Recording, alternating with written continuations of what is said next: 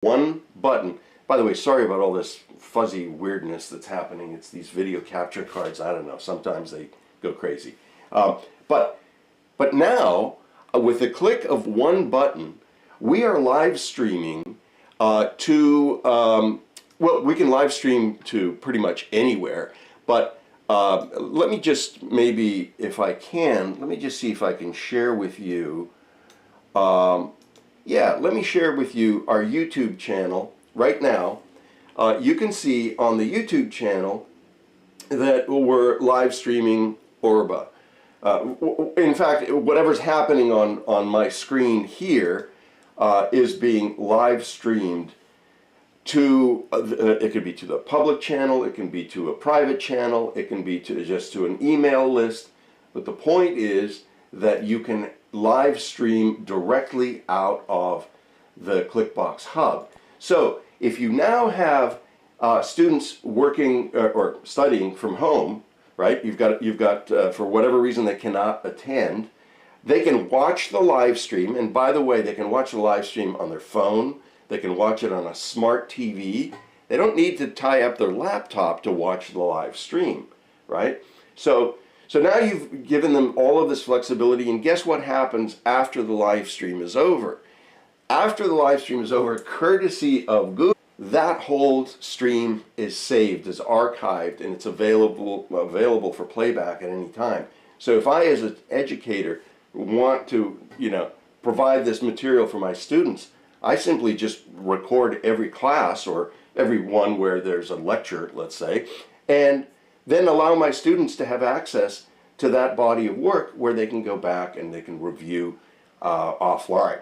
Okay, and normally I look around the room at a time like this and look for smiling faces or people who are falling asleep.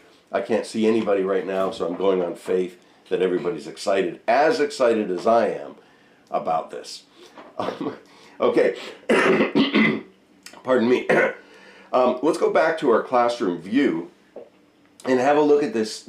I mentioned this was the student computer earlier, right? So what do we see? Well, we see, my computer as a teacher. We see what's up on the screen. We've got Orba. We've got Costa talking here. It's everything's going great. And the student simply opens a browser on their laptop, or it could be on their phone. And what they do is they are watching the presentation that's taking place up on the big screen. Now they're watching it in low speed video because we don't want to chew up local bandwidth. But the point of this function is that the student can now simply capture whatever they want by clicking on a button. And you see that? I clicked on the save image. So now, instead of furiously taking notes from teacher Costa and what he has to say, etc., as a student, I can simply grab a screenshot. And as the content on screen changes, I can grab more screenshots.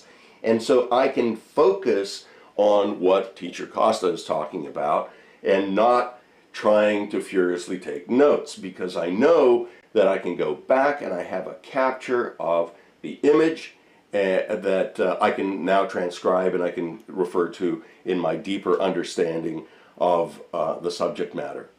Let me pause just for a moment and say, anyone have any questions or any comments that you'd like to make at this point? No? I can't hear that. I heard someone speaking, but...